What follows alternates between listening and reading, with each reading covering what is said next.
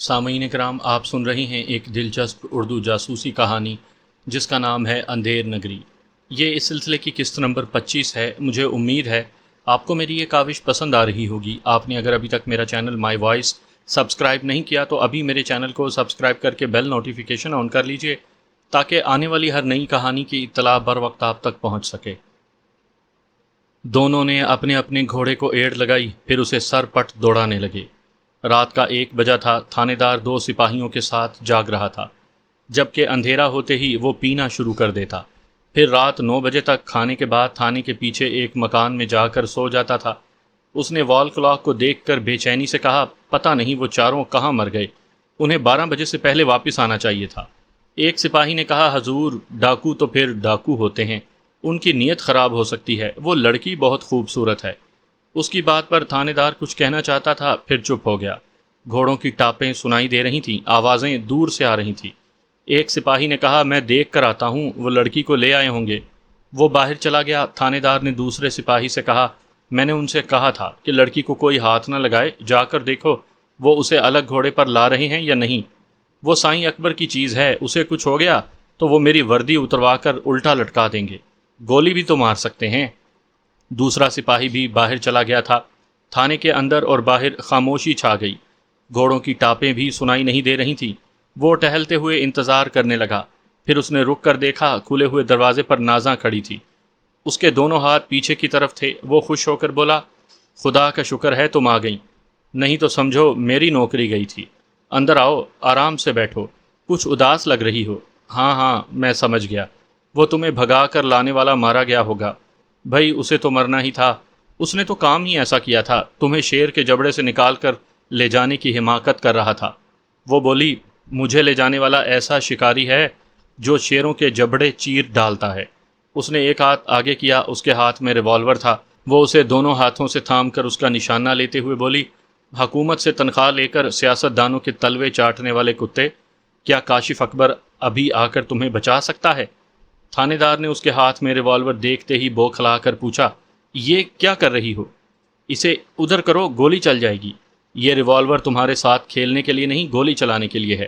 دیکھو ایسی غلطی نہ کرو، ان نمک حرام ڈاکوؤں نے مجھ پر گولیاں چلانے کے لیے تمہیں آزاد کیوں چھوڑ دیا؟ راجا نے نازاں کے پیچھے آ کر کہا، تمہارے نمک حراموں نے مجھے بھی تمہاری موت بنا کر آزاد چھوڑ دیا ہے۔ راجا تم زندہ ہو؟ یعنی کہ تم نے ان ڈاکوؤں کو مار ڈالا؟ اگر مرنے والے ڈاکو تھانے میں حاضر ہو سکتے ہیں تو انہیں آواز دو یا پھر جواب دو۔ تمہارے اشاروں پر کام کرنے والے اور کتنے ڈاکو ہیں؟ میں تو ایک معمولی تھانے دار ہوں۔ ان علاقوں کے ڈاکو مجھ جیسے معمولی تھانے داروں کے نہیں، وڈیروں کے تابع دار ہوتے ہیں۔ تم یہ کہنا چاہتے ہو کہ میرے وڈیرے دوست رئیس نے ان ڈاکوؤں کو میری ہلاکت کے لیے بھیجا تھا؟ ہاں، وڈیرا کسی کا دوست نہیں ہوتا، وہ صرف سیاست دانوں سے دوستی رکھتا ہے۔ وہ ان کے لیے اپنے علاقوں میں ووٹ بینک بناتا ہے اور انہیں اسمبلی میں پہنچا کر ان سے مراعات حاصل کرتا ہے۔ اور سیاستدان اور وڈیرے جیسے بڑے مگرمچھ جیسا چاہتے ہیں ویسا ہی تمہارے پولیس اسٹیشنوں کا قانون بدلتا رہتا ہے، اور قانون اکثر یہی رہتا ہے کہ ڈاکوؤں کی حفاظت کرو اور ہم جیسوں کو مار ڈالو۔ میں تو حکم کا بندہ ہوں، جیسا کہا جاتا ہے ویسا کرتا ہوں۔ تمہارے ویسا ہی کرنے کے نتیجے میں ہم مر چکے ہیں، لیکن ہمارے نہ مرنے کے نتیجے میں تم زندہ نہیں رہ سکو گے۔ ناز، اس تھانے دار کو دکھاؤ، تمہارا نشانہ بڑا پکا ہے۔ تھانے دار نے چیخ کر کہا، نہیں مجھے نہ مارو، دیکھو گولی چل جائے گی۔ وہ سپاہیوں کو پکارنا چاہتا تھا مگر نازا نے ٹریگر دبا دیا۔ گولی اس کے سینے میں لگی اور وہ سپاہیوں کو مدد کے لیے بلانے کے قابل نہ رہا۔ صوبوں کے اندرونی علاقوں میں معصوم افراد کو ظالموں سے بچانے اور ان کے حقوق کی حفاظت کرنے کے لیے تھانے قائم کیے جاتے ہیں، لیکن جب بڑے بڑے شہروں کے تھانے فروخت ہو جاتے ہیں تو ان چھوٹے تھانوں کی کیا اوقات ہے؟ نازا اور راجا اس تھانے سے باہر آئے، وڈیرے رئیس کی حویلی کی طرف جانے لگے۔ نازا نے کہا، تم نے اپنے دوست پر بھروسہ کیا تھا۔ نہیں ناز، میں نے اپنے سائے پر بھی بھروسہ نہیں کیا، مجھے اس پر شبہ تھا، اسی لیے میں نے گدا گاڑی سے تمہیں اتار کر ایسی تدبیر کی تھی کہ شکاری اب خود شکار ہوتے اور بے موت مرتے جا رہے ہیں۔ وہ دونوں حویلی کے احاطے میں بڑے گیٹ کے قریب ایک دیوار کی آڑ میں رک گئے۔ وہاں گیٹ پر ایک نائٹ چوکیدار رائفل لیے بیٹھا تھا۔ اسی وقت حویلی کی اوپری بالکنی سے رئیس کی آواز سنائی دی، جمعہ خان، اوئے جمعہ خان۔ نائٹ چوکیدار نے پلٹ کر اوپر بالکنی کی طرف دیکھ کر پوچھا، جی مالک، کیا تھانے سے کوئی آیا تھا؟ نہیں مالک۔ وہ چاروں ڈاکو گھڑ سوار بھی واپس نہیں آئے، انہیں تو 2 گھنٹے پہلے واپس آ جانا چاہیے تھا۔ جاؤ تھانے دار سے پوچھو وہ نازا کو واپس لائے بھی ہیں یا نہیں۔ ابھی جاتا ہوں مالک۔ رئیس بالکنی سے حویلی کے اندر چلا گیا۔ جمعہ خان جانے کے لیے اس دیوار کی طرف سے گزرنے لگا۔ راجا نے آگے بڑھ کر ایک ہاتھ سے اس کی گردن شکنجے میں لے لی۔ وہ شکنجے سے نکلنے کی کوششیں کرنے لگا۔ نازا نے اسے ریوالور کے نشانے پر لیا تو وہ جد و جہد کرنا بھول گیا۔ راجا نے اس کی گردن چھوڑ کر ٹیٹی کے دستے سے اس کے سر پر ضرب لگائی۔ وہ چکرا کر زمین پر گرا اور بے ہوش ہو گیا۔ وہ دونوں وہاں سے گیٹ کے پاس آ گئے۔ اس کے چھوٹے دروازے کو کھولا۔ انہوں نے حویلی میں رئیس کی خدمت کے لیے ملازم کو دیکھا تھا۔ وہ اس پر بھی قابو پا سکتے تھے، لیکن وہ حویلی کی بیٹھک میں پہنچ کر ٹھٹک گئے۔ وہاں ایک گن مین صوفے پر بیٹھا ہوا تھا۔ اس کے لباس سے ظاہر ہوتا تھا کہ وہ ڈاکو ہے۔ اس کے قریب ہی ایک کلاشنکوف رکھی ہوئی تھی۔ سامنے میز پر کچھ کھانے کی چیزیں، شراب کی 2 بوتلیں اور گلاس وغیرہ رکھے ہوئے تھے۔ اس نے اتنی پی تھی کہ ایک بوتل خالی ہو چکی تھی، دوسری بوتل آدھی ہو گئی تھی۔ اس کے بعد وہ پینے کے قابل نہیں رہا تھا۔ مدہوش ہو کر صوفے پر آدھا بیٹھا اور آدھا لیٹا ہوا تھا اور ادھ کھلی آنکھوں سے انہیں دیکھ رہا تھا۔ وہ دونوں اسے ریوالور اور ٹیٹی کے نشانے پر لے کر آگے بڑھنے لگے۔ اگر وہ اپنی کلاشنکوف کی طرف ہاتھ بڑھاتا تو وہ اسے گولی مار دیتے۔ راجا نے قریب پہنچ کر اس کی کلاشنکوف اٹھا لی۔ وہ اسی طرح مدہوش پڑا رہا۔ وہ اس پر جھک کر توجہ سے دیکھ کر بولا، ناز، یہ تو بہت خطرناک قاتل اور ڈاکو ہے۔ حکومت نے اس کی گرفتاری کے لیے 5 لاکھ روپے کا انعام رکھا ہے۔ انہیں رئیس کی آواز سنائی دی۔ وہ ملازم کو آواز دے کر بلا رہا تھا۔ ملازم کا جواب نیچے ایک کمرے سے سنائی دیا، آیا مالک، ابھی آیا۔ وہ دونوں اسی کمرے کے دروازے کے دونوں اطراف کھڑے ہو گئے۔ جیسے ہی ملازم کمرے سے نکلا، اس کے سر پر بھی قیامت ٹوٹ پڑی۔ وہ بھی ہوش سے بیگانہ ہو کر گر پڑا۔ راجا نے کہا، ناز، تم اس ڈاکو کی نگرانی کرو، میں اپنے پیارے دوست سے نمٹ کر آتا ہوں۔ وہ سیڑھیاں چڑھتا ہوا اوپری منزل پر آیا۔ رئیس اپنے کمرے میں فون پر کہہ رہا تھا، جناب علی، 4 ڈاکو گئے تھے، ابھی تک واپس نہیں آئے ہیں۔ میں نے ملازم کو تھانے دار کے پاس بھیجا ہے، مجھے یقین ہے وہ نازا کو لے کر آتے ہی ہوں گے۔ جی ہاں، آپ اطمینان رکھیں، جیسے ہی نازا یہاں پہنچے گی میں آپ کو فون پر اطلاع دوں گا، بلکہ اس کی آواز بھی سناؤں گا۔ وہ ریسیور رکھ کر پلٹا، پھر دروازے پر راجا کو دیکھتے ہی خوف سے چیخ نکل گئی۔ راجا نے کہا، میں نے پہلا دوست دیکھا ہے جو اپنے دوست کو دیکھ کر خوف سے چیخ پڑتا ہے۔ ویسے اعمال اچھے ہوں تو دوست کو سلامتی ملتی ہے، خوف اور موت نہیں ملتی، مگر تم نے میری موت کا سامان کرنے میں کوئی کسر نہیں چھوڑی تھی۔ وہ اپنے خوف پر قابو پاتے ہوئے بولا، مجھے غلط نہ سمجھو، کاشف اکبر صاحب نے خطرناک ڈاکو غلام بخش کو تمہیں مار ڈالنے اور نازا کو یہاں سے کراچی پہنچانے کے لیے بھیجا تھا۔ تم سمجھ سکتے ہو غلام بخش کتنا درندہ ہے۔ میں اس کا ساتھ دینے سے انکار کرتا تو وہ مجھے بھی مار ڈالتا۔ تم کاشف اکبر کے تابع دار ہو، اسی لیے بے چینی سے میری موت کا اور نازا کی واپسی کا انتظار کر رہے تھے، اور نازا کے یہاں پہنچتے ہی اس کی سریلی آواز کاشف اکبر کو سنانے والے تھے۔ بات وہ دراصل یہ ہے کہ اصل بات یہی ہے کہ وڈیرے سیاستدان کے بغیر اور سیاستدان وڈیروں کے بغیر اقتدار اور قوت حاصل نہیں کر سکتے۔ تم سے دوستی کرنے کے باوجود میں نے اس حقیقت کو نہیں بھلایا تھا، اس لیے تمہیں زندہ نظر آ رہا ہوں۔ وہ بولا، مجھ سے غلطی ہو گئی، اس غلطی کو معاف کر دو، میں تمہیں اور نازا کو دشمنوں سے بچا کر اس علاقے سے دور لے جاؤں گا۔ ہم اور تم موت سے کتنی دور جا سکتے ہیں؟ میری موت آئے گی تو میں مروں گا، تمہاری موت آئی ہے تو تم مرنے والے ہو۔ راجا نے اسے ٹیٹی کے نشانے پر لیا۔ وہ پیچھے ہٹ کر دیوار سے لگ گیا، دونوں ہاتھ جوڑ کر کہا، تم میری بیوی کو بھابھی سے زیادہ بہن سمجھتے ہو، اس کا سہاگ نہ اجاڑو، میرے بچوں کو اپنے بچے سمجھتے ہو، انہیں یتیم نہ بناؤ۔ راجا نے سوچتی ہوئی نظروں سے دیکھا، پھر کہا، تم نے میری دکھتی رگ پر انگلی رکھی ہے، میں اپنی بہن جیسی بھابھی اور بچوں کی خاطر ایک بار تجھے معاف کر دوں گا، میرے سامنے ہاتھ نہ جوڑو۔ وہ خوش ہو کر اپنا ہاتھ بڑھاتا ہوا مصافحہ کرنے آیا۔ راجا نے کہا، تم نے سنا ہوگا کہ ہر ہاتھ ملانے والا دوست نہیں ہوتا، ہاتھ کی لکیریں یہ نہیں بتاتی کہ اس کی دوستی میں کتنا کھوٹ ہے، ابھی تم میرے لیے کھوٹے سکے ہو۔ چلو ریسیور اٹھاؤ اور کاشف اکبر سے رابطہ کرو۔ اس نے ریسیور اٹھا کر نمبر ڈائل کیے، پھر رابطہ ہونے کے بعد بولا، سیکٹری جناب علی سے کہو کہ رئیس فون پر ہے، ضروری باتیں کرنی ہیں۔ راجا نے اس سے ریسیور لے کر کان سے لگایا۔ چند لمحوں کے بعد کاشف اکبر کی آواز سنائی دی، ہیلو، میں بول رہا ہوں، اس فون کے بعد بولنا بھول جاؤ گے، میں راجا بول رہا ہوں۔ ادھر سے کاشف اکبر بولا، کیا؟ کون بول رہا ہے؟ تمہارا باپ، اس ملک کے اتنے بڑے سیاستدان ہوں اور اپنا فون درست نہیں رکھ سکتے، میں راجا بول رہا ہوں۔ راجا، مگر میرا سیکٹری کہہ رہا تھا کہ تم رئیس بول رہے ہو۔ کیا مذاق کر رہے ہو؟ تم رئیس ہو یا نہیں؟ میں اتنا بڑا دل کا رئیس ہوں کہ نازا مجھ پر جان دیتی ہے۔ تم نے میری نازا کو حاصل کرنے کے لیے جتنے حربے آزمائے وہ سب ناکام ہوئے۔ تمہارے پالتو ڈاکو اور تمہارا زر خرید تھانے دار وغیرہ سب جہنم میں پہنچ گئے ہیں۔ یہ تمہارے خواب میں آئیں تو ان سے جہنم کا پتہ پوچھ لینا۔ تمہیں ایک دن اس پتے پر پہنچنا ہے۔ بہت چہک رہے ہو اور بھول رہے ہو کہ اس ملک کے ایک سرے سے دوسرے سرے تک میری بے تاج بادشاہی ہے۔ خواہ اقتدار میں رہوں یا نہ رہوں، میری طاقت اور میرے اختیارات ختم نہیں ہوتے۔ تمہارے شاہی محل سے یہاں تک نازاں کو لا کر تمہارے اختیارات کو کھوکھلا کر چکا ہوں۔ تم اپنے جیسے سیاست دانوں سے الجھتے رہتے تو بہتر ہوتا۔ یہ جو بول رہا ہے نا ادھر، یہ اپنی نازاں کا دیوانہ ہے۔ دیوانہ تو پھر دیوانہ ہی ہوگا۔ پیار کے دشمنوں کو مارے گا یا مر جائے گا، یہ میرا وعدہ ہے۔ جب تک نازاں کو حاصل کرنے کی ضد کرتے رہو گے تب تک تمہارے منہ پر ناکامیوں کے جوتے پڑتے رہیں گے۔ دوسری طرف ذرا دیر تک خاموشی رہی۔ وہ غصے سے دانت پیس رہا تھا۔ پھر اس نے کہا، میرے وفادار وڈیرے رئیس کو بھی مار ڈالو اور بھاگو۔ میں دیکھتا ہوں کہ کہاں تک بھاگو گے۔ اب تمہیں کتے کی موت مارنے کے لیے کچھ نئے انتظامات کروں گا۔ راجا نے پوچھا، کیا؟ ابھی تم نے کیا کہا؟ رئیس کو کیا کروں؟ فون میں گڑبڑ ہو گئی تھی، پھر سے بولو۔ یہ کہتے ہی اس نے ریسیور رئیس کے کان سے لگا دیا۔ رئیس حیرت سے آنکھیں پھاڑ پھاڑ کر ادھر کی باتیں سننے لگا، پھر چیخ کر بولا، یہ آپ کیا کہہ رہے ہیں؟ کیا میری وفاداری کا یہی صلہ ہے؟ آپ میری مدد نہیں کر رہے اور راجا سے کہہ رہے ہیں کہ مجھے مار ڈالے؟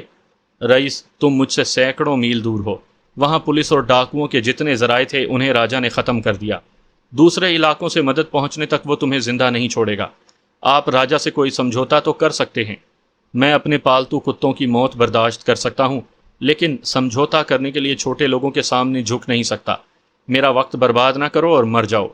فون بند ہو گیا۔ وہ غصے سے فون پٹخ کر بولا، مار دو، مجھے مار ڈالو۔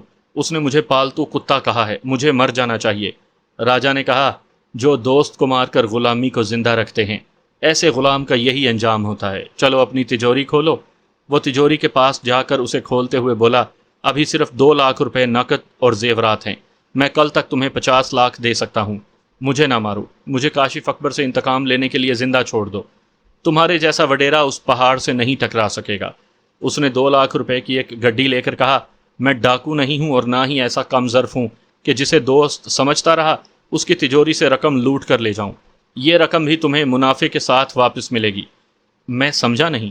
ابھی رقم لے رہے ہو اور ابھی منافع کے ساتھ واپس کرو گے؟ مگر کیسے؟ میرے مشورے پر عمل کرو گے تو رقم بھی ملے گی، کاشف اکبر سے انتقام بھی لے سکو گے اور زندہ بھی رہو گے، اور میں تمہیں ہلاک نہیں کروں گا۔ وہ فوراً ہی راجا کے قدموں میں گر کر بولا، تم ایک عظیم دوست ہو، مجھے ڈوب کر مر جانا چاہیے۔ میں نے دوستی کی قدر نہیں کی، مجھے بتاؤ کیا کرنا چاہیے۔ نیچے چلو۔ وہ اسے اپنے آگے چلاتے ہوئے نیچے بیٹھک میں لے آیا۔ وہاں نازا نے اس مدہوش ڈاکو غلام بخش کے ہاتھ پاؤں رسیوں سے باندھ دیے تھے۔ وہ راجا کو دیکھ کر بولی، یہ اس قدر پینے اور مدہوش ہونے کے باوجود حرکت کر رہا تھا، میں نے احتیاطاً اسے باندھ دیا۔ پھر وہ رئیس کو دیکھ کر بولی، تم نے اسے ابھی تک زندہ رکھا ہے؟ نازا، اگر ایک دوست کم ظرف ہو تو دوسرے کو بھی کم ظرف نہیں ہونا چاہیے۔ میں رئیس کو پھر ایک بار دوستی نبھانے کے لیے موقع دوں گا۔ پھر اس نے رئیس سے کہا، یہ غلام بخش بہت خطرناک ڈاکو ہے، کئی قتل کر چکا ہے۔ کاشف اکبر اس علاقے میں اسی کے ذریعے دہشت تاری رکھتا ہے۔ پولیس اور فوج کے آپریشن سے یہ گرفتار نہیں ہو سکتا۔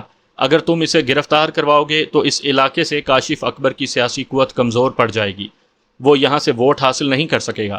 اس طرح تم اس سے انتقام لے سکو گے۔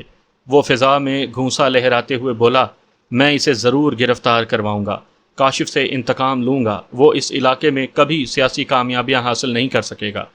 راجا نے کہا، اس کی گرفتاری کے انعام کے طور پر تمہیں 5 لاکھ روپے ملیں گے، ان میں سے یہ 2 لاکھ میں لے جا رہا ہوں۔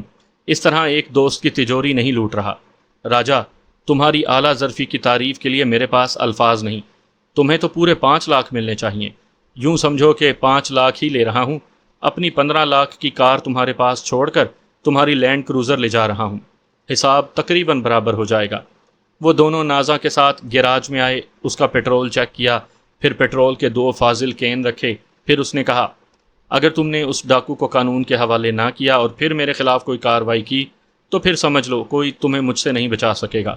وہ فوراً ہی موبائل نکال کر بولا، میرے عظیم دوست، میں ابھی ضلع کے کمشنر اور آئی جی کو اس ڈاکو کے بارے میں مطلع کرتا ہوں۔ وہ رابطہ کرتے ہوئے متعلقہ افسران کو غلام بخش کے بارے میں بتانے لگا۔ پھر بولا وہ اسے فوراً گرفتار کرنے کے لیے پولیس پارٹی کے ساتھ آ رہے ہیں، راجہ تم فوراً چلے جاؤ۔ وہ نازاں کے ساتھ اگلی سیٹ پر بیٹھ کر بولا، تم پولیس کو یہ نہیں کہو گے کہ تمہاری یہ گاڑی کوئی لے گیا ہے، اور نہ ہی گاڑی کی نمبر پلیٹ بتاؤ گے۔ کوئی پوچھے گا تو کہہ دوں گا کہ میرا ایک عزیز گاڑی لے گیا ہے، تم مطمئن ہو کر جاؤ۔ اس نے گاڑی سٹارٹ کی، پھر اسے ڈرائیو کرتا ہوا وہاں سے جانے لگا۔ جب وہ گاڑی بڑے گیٹ سے گزر کر نظروں سے اوجھل ہو گئی تو رئیس نے شرمندگی سے سر جھکا لیا۔ میں دھوکہ کھا گیا، اس خوش فہمی میں مبتلا ہو گیا کہ انیلا بانو مجھ پر اعتماد کر رہی ہے، لیکن جب اس نے اپنے مسلح گارڈ کو بے ہوش دیکھا تو سمجھ گئی کہ جس طرح میں نے اس پر حملہ کرنے والوں کو بے ہوش کیا تھا، اسی طرح اس کے گارڈ کو بھی بے ہوش کیا ہے، اور میں دوہری چال چل رہا ہوں۔ اسے ٹریپ کر کے اس اہم معاہدے کو حاصل کرنا چاہتا ہوں جو نیک بخت اور خفیہ ہاتھ کے درمیان ہوا تھا۔ وہ مجھ سے بہانہ کر کے دوبارہ کوٹھی کے اندر چلی گئی اور پچھلے دروازے سے فرار ہونے لگی، لیکن بنگلے کے پچھلے حصے میں ایک دشمن اس کی طاق میں تھا، اس پر فائرنگ کر رہا تھا، اسے موت کے گھاٹ اتار کر اس معاہدے والے لفافے کو لے جانا چاہتا تھا۔ جب وہ ایک ٹیکسی میں سوار ہونے لگی تو فائرنگ کے خوف سے لفافہ ہاتھ سے چھوٹ گیا۔ میں نے فائرنگ کرنے والے کو ہلاک کر دیا، لیکن لفافے تک پہنچنے سے پہلے ایک کار والا اسے اٹھا کر لے گیا۔ اس طرح میں بازی جیتتے جیتتے ہار گیا۔ ایسے وقت میں نے سوچا کہ ابھی مجھے ہار جیت کا حساب نہیں کرنا چاہیے، ابھی تو میدان عمل میں آیا ہوں، پتہ نہیں ابھی مجھے کتنی ٹھوکریں کھانی ہوں گی اور نہ جانے کتنے جان لیوا تجربات کی بھٹی میں تپ کر کندن بننا ہوگا۔ میں نے موبائل کے ذریعے چنگیزی کو بتایا کہ میں ابھی تک انیلا بانو کے بنگلے کے سامنے ہوں اور اب اپنے کاٹیج کی طرف جانے والا ہوں۔ اس نے کہا آپ انتظار کریں، میں ابھی آتا ہوں۔ میں انتظار کرنے لگا، وہ تقریباً آدھے گھنٹے کے بعد آیا۔ میں اس کے ساتھ اگلی سیٹ پر بیٹھ گیا، کار آگے جانے لگی۔ میں اسے انیلا بانو کے بنگلے میں ہونے والا واقعہ سنانے لگا۔ اس نے سننے کے بعد کہا، جو ہو گیا سو ہو گیا، آپ نے انیلا بانو پر اعتماد کیا، آئندہ اپنے سائے پر بھی اعتماد نہ کریں۔ بعض اوقات سایہ دوسرے کا ہوتا ہے اور ہم چھاؤں میں کھڑے ہو کر بھول جاتے ہیں، یہ سمجھتے ہیں کہ وہ ہمارا ہی سایہ ہے۔ تم امیر حمزہ کے تعاقب میں گئے تھے، کیا ہوا؟ وہ بہت ہی زمانہ شناس اور بہت ہی چالاک اور بہت ہی مکار ہے۔ میں دماغی طور پر حاضر رہتے ہوئے بھی یہ نہ سمجھ سکا کہ وہ مجھے کس طرح ڈوج دے گیا، یا شاید حالات سے میں دھوکہ کھا گیا۔ ایک جگہ پر ٹریفک کے ہجوم میں اس ماڈل کی دوسری کار تھی، میں دوسری کار کے پیچھے لگ گیا۔ ایک ریستوران کے سامنے وہ کار رک گئی، اس میں سے ایک اجنبی شخص باہر آیا، پھر ریستوران میں چلا گیا۔ میں نے اس کار کے قریب جا کر دیکھا، وہ خالی تھی، اس میں امیر حمزہ نہیں تھا۔ اب میں اس اجنبی کے پاس جا کر امیر حمزہ کے بارے میں کچھ نہیں پوچھ سکتا تھا۔ ہو سکتا تھا کہ امیر حمزہ کوئی چال چل رہا ہو، میرے تعاقب کرنے کی تصدیق ہوتے ہی امیر حمزہ یا اس کے ماتحت مجھے گولی مار سکتے تھے۔ اس رات ہم اپنے کاٹیج میں آ کر سو گئے۔ ہمارے ذہن میں یہ بات تھی کہ ہم وہ اہم معاہدہ حاصل کرنے میں ناکام رہے ہیں، اور میں نے انیلا بانو کے پہلو سے سوچا، کوئی بات نہیں، اسے غلط فہمی ہو گئی ہے، آئندہ کہیں ملاقات ہوگی تو میں اس کا دل صاف کر دوں گا۔ لیکن میں ایک ناتجربہ کار جوان یہ سوچ بھی نہیں سکتا تھا کہ بات کا بتنگڑ بن چکا ہے۔ انیلا نے یہ تو نہیں دیکھا تھا کہ وہ معاہدے والا لفافہ نامعلوم کار والے اٹھا کر لے گئے ہیں۔ اس نے ٹیکسی میں بیٹھتے وقت یہی دیکھا تھا کہ ایک شخص اس پر فائرنگ کر رہا ہے اور اس شخص کے پیچھے میں ہوں۔ وہ سمجھ رہی تھی کہ ہم دونوں اس پر گولیاں چلا رہے ہیں۔ اس نے یہ بھی نہیں دیکھا تھا کہ اس پر فائرنگ کرنے والے کو میں ہلاک کر چکا ہوں، اس طرح اس کی جان بچا رہا ہوں۔ وہ اپنی جان بچانے کی خاطر اپنے ہاتھ سے گرے ہوئے لفافے کو چھوڑ کر چلی گئی تھی۔ اس نے بہت دور جا کر ٹیکسی چھوڑ دی، موبائل کے ذریعے کہا، حمزہ میں انیلا بول رہی ہوں، میرے بنگلے پر دشمنوں نے حملہ کیا تھا، میں بڑی مشکلوں سے جان بچا کر وہاں سے نکل آئی ہوں اور ابھی وگ مور اسٹریٹ کے چرچ کے سامنے کھڑی ہوں۔ اگر تم کہو تو میں کسی دوسری جگہ چلی جاؤں؟ امیر حمزہ نے کہا، وہیں رہو، چاروں طرف نظر رکھو، کوئی خطرہ درپیش ہو تو دوسری جگہ جاؤ اور مجھے بذریعہ فون انفارم کرتی رہو، ویسے میں وگ مور اسٹریٹ کی طرف آ رہا ہوں۔ وہ اس کا انتظار کرنے لگی۔ ایک پولیس والے نے اس سے پوچھا، تم اتنی رات کو چرچ کے سامنے کیوں کھڑی ہو؟ وہ بولی، اگر میں کوئی غلط عورت ہوتی تو کسی نائٹ کلب کے سامنے ہوتی، میں اس مقدس چرچ کے سامنے اپنے ایک ساتھی کا انتظار کر رہی ہوں، یہاں نہیں ہوں، راستہ بھول گئی ہوں۔ اس نے پرس سے کاغذات نکال کر دکھاتے ہوئے کہا، میں پاکستانی ہوں، یہاں گائیڈ کرنے والی کمپنی کے ذریعے اپنے بنگلے میں پہنچ سکتی ہوں، لیکن اس کی ضرورت نہیں ہے، میرا ساتھی آنے والا ہی ہے۔ اس کی گفتگو کے دوران امیر حمزہ وہاں پہنچ کر کار سے باہر آیا۔ انیلا دوڑتی ہوئی آ کر اس سے لپٹ گئی۔ زندگی میں پہلی بار امیر حمزہ کا دل ایک حسینہ کے دل سے لگ کر دھڑکنے لگا۔ اس کی قربت سمجھانے لگی کہ صنف نازک کے بدن میں کتنی نرمی، گرمی اور کشش ہوتی ہے۔ پولیس مین نے قریب آ کر کہا، مسٹر، جب آپ کی کوئی رہائش گاہ ہے تو پھر یہاں رومانس نہ کریں، اپنی شناخت کروائیں۔ انیلا شرماتے ہوئے سر جھکا کر الگ ہو گئی۔ امیر حمزہ نے کار سے اپنے کاغذات نکال کر پولیس مین کو مطمئن کیا، پھر وہ دونوں اپنے کاٹیج میں آ گئے۔ وہاں امیر حمزہ کے جان باز چھپ کر پہرا دے رہے تھے۔ ان دونوں کے لیے کوئی خطرہ نہیں تھا۔ وہ دونوں بیڈ روم میں آئے۔ انیلا اس کے جوتے اتارنے لگی۔ وہ اس کا ہاتھ پکڑ کر بولا، یہ کیا کر رہی ہو؟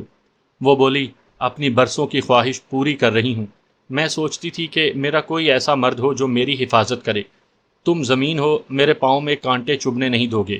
تم آسمان ہو، نہ دھوپ ہوگے اور نہ اولے بن کر کسی کو برسنے دو گے۔ میں لندن کے ماحول میں بھی تمہارے لیے ایک مشرقی عورت ہوں۔ اس کی باتوں میں اتنا خلوص اور اتنی سچائی تھی کہ انگاروں پر چلنے والا اور کانٹوں کے بستر پر سونے والا اس سے متاثر ہوتا چلا گیا۔ اس نے انیلا کے دونوں بازو پکڑ کر اسے اٹھاتے ہوئے کہا، تم نے میرے جوتے اتار دیے، قدموں میں رہنے کے جو فرائض تھے وہ ختم ہو گئے، اب دھڑکنوں سے لگنے کا فرض ادا کرو۔ وہ دو سے ایک ہو گئے، دل لگ کر دھڑکنے لگا۔ جو لوگ گرم تپتے ہوئے صحرا سے گزرتے ہیں اور جب پیار کی ٹھنڈی چھاؤں ملتی ہے تب انہیں ایک محبت کرنے والی عورت کی قدر و قیمت معلوم ہوتی ہے۔ امیر حمزہ نے اسے اپنی زندگی کا سب سے قیمتی سرمایہ تسلیم کر کے اپنے بازوؤں میں سمیٹ لیا۔ دوسری صبح امیر حمزہ گہری نیند سوتا رہا۔ ایک مدت کے بعد اس کی تھکن دور ہوئی تھی۔ انیلا وہاں سے اٹھ کر ایک صوفے پر آئی۔ فون کے ذریعے مرزا نیک بخت سے رابطہ کیا۔ سیکٹری نے کہا، صاحب سو رہے ہیں۔ اپنے صاحب کی نیند اڑانے کے لیے اتنا کہہ دو کہ انیلا بانو بات کرنا چاہتی ہے۔ تھوڑی دیر کے بعد ہی نیک بخت کی آواز سنائی دی، ہیلو انیلا، کیا تم ہو؟ ہاں میں ہوں، اور صبح سویرے تمہیں یہ خوشخبری سناتی ہوں کہ نہ تمہارے جیسے ذلیل انسان سے شادی کروں گی اور نہ ہی تم سے ماہانہ ہزاروں پاؤنڈ لے کر تمہاری ممنون اور احسان مند رہوں گی۔ وہ ہنستے ہوئے بولا، مجھ سے شادی کیسے کرو گی؟ مجھے ماہانہ اخراجات ادا کرنے پر کیسے مجبور کرو گی؟ اب میری کوئی کمزوری تمہارے ہاتھوں میں نہیں۔ انیلا نے انجان بن کر پوچھا، تمہاری کمزوریاں میرے ہاتھوں میں کیوں نہیں؟ وہ بولا، انیلا، میں نے گھاٹ گھاٹ کا پانی پیا ہے، جان بوجھ کر انجان نہ بنو۔ پچھلی رات جو کچھ ہوا اس کا مجھے علم ہے۔ اب وہ میرے اور خفیہ ہاتھ کے درمیان ہونے والا معاہدہ تمہارے پاس نہیں ہے۔ اس کا مطلب یہ ہے کہ پچھلی رات تمہارے آدمی میرے بنگلے میں گھس آئے تھے، میرے نہیں، خفیہ ہاتھ کی ایجنسی والے۔ وہ معاہدہ خفیہ ہاتھ کے پاس پہنچ چکا ہے۔ اب اپنے یار امیر حمزہ سے کہو کہ وہ ہمیں بلیک میل کرے ذرا۔ ایک بار پھر امیر حمزہ کو میرا یار کہو، شاید تمہیں احساس ہو کہ میں نے اسے پانے کے لیے تم پر تھوک دیا ہے۔ تم مجھ پر کیا تھوکو گی؟ تم میرا جھوٹا کھانا ہو جسے امیر حمزہ کھا رہا ہے۔ نیک بخت، ایک بار تم نے مجھے بتایا تھا کہ تمہاری ماں بہت خوبصورت تھی۔ اس نے اپنے ایک کلرک شوہر سے طلاق لے کر بہت بڑے سرمایہ دار سے شادی کی تھی۔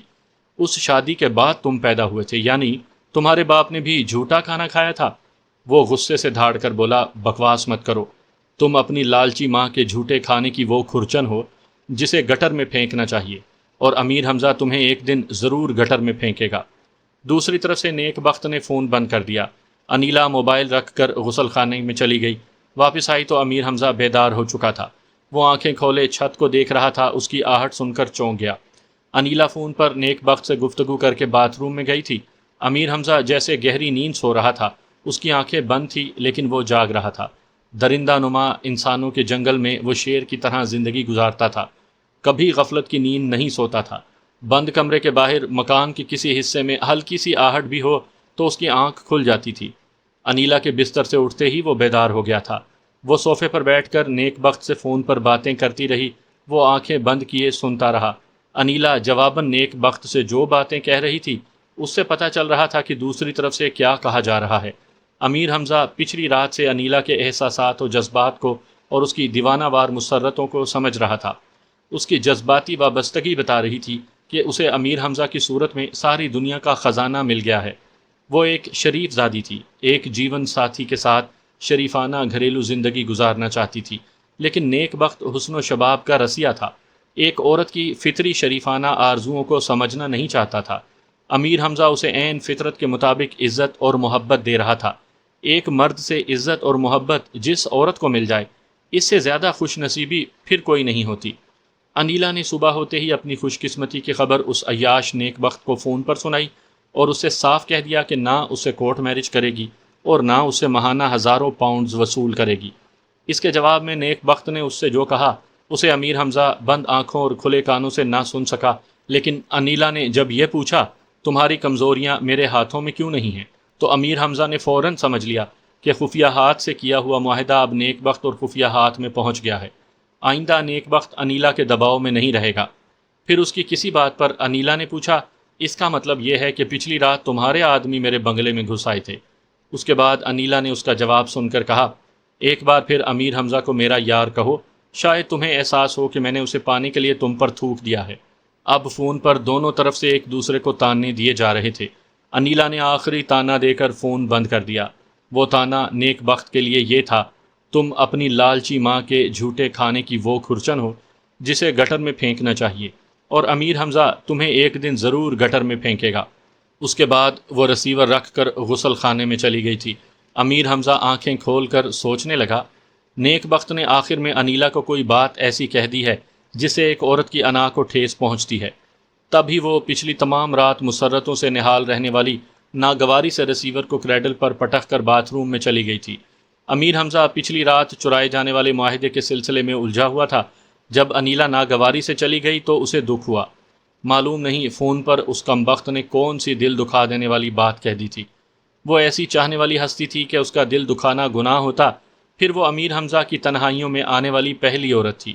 برسوں کی دماغی تھکن دور کی تھی، زندگی کے تپتے صحرا میں اس کے لیے ٹھنڈی چھاؤں بن کر آئی تھی۔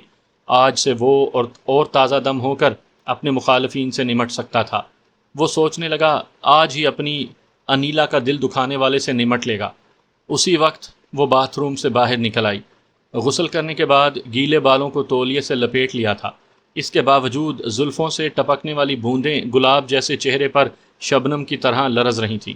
امیر حمزہ اس حسن سراپا کو دیکھ کر لطف اندوز ہوتا رہا، لیکن یہ دیکھ کر چونک گیا کہ اس کی آنکھوں میں بھی آنسوؤں کے قطرے تھے۔ اس نے بستر سے اٹھ کر پوچھا، کیا تم رو رہی ہو؟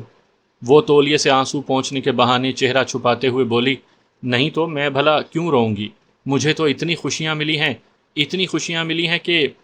وہ آگے بڑھ کر اس کے گورے گداز بازوؤں کو پکڑ کر بولا، منہ پر سے تولیا ہٹاؤ، مجھے تمہارے سامنے شرم آ رہی ہے۔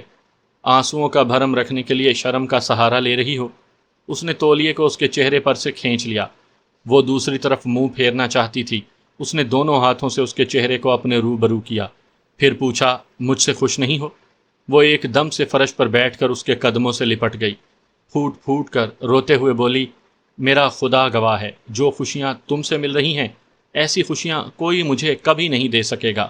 خدا کی قسم، میں سرے بازار ساری دنیا کے سامنے ذلتیں برداشت کر سکتی ہوں، لیکن تمہیں کوئی ذلیل کرے تو میں رو رو کر جان دے دوں گی۔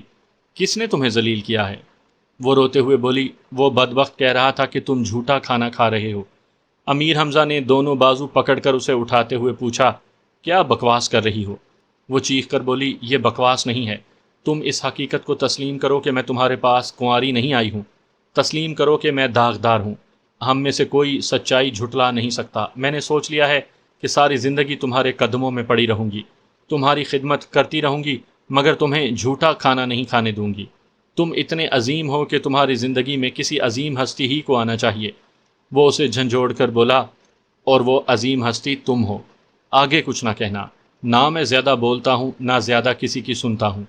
اب اگر تم اپنا دل دکھاؤ گی اور آنسو بہاؤ گی تو میں ہمیشہ کے لیے تم سے دور چلا جاؤں گا، پھر تم مجھے کبھی نہیں دیکھ سکو گی۔ کیا تم چاہتی ہو کہ میں تمہیں چھوڑ کر چلا جاؤں اور کسی دن تمہیں میری موت کی خبر… انیلا نے فوراً ہی اپنا ہاتھ اس کے منہ پر رکھ دیا۔ وہ اس کا ہاتھ ہٹا کر بولا، میرا حکم مانو گی؟ حکم مانتے مانتے جان دے دوں گی۔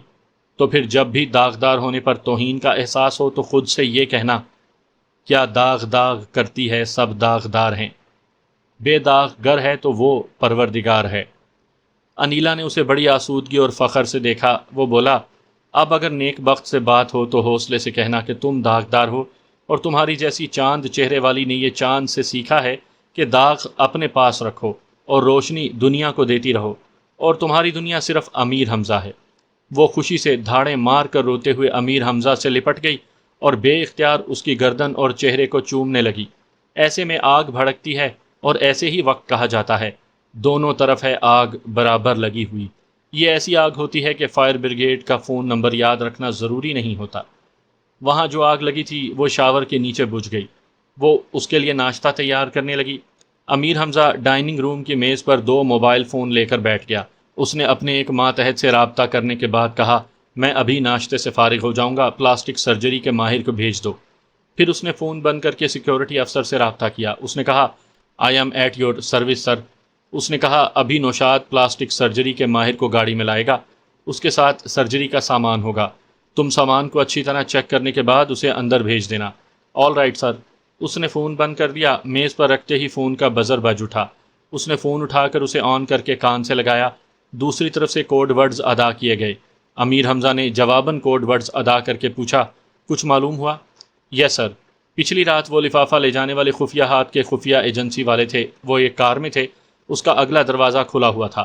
اس اگلی سیٹ والے نے تیزی سے چلتی ہوئی کار سے سڑک پر پڑے ہوئے لفافے کو بڑی مہارت سے اٹھایا تھا۔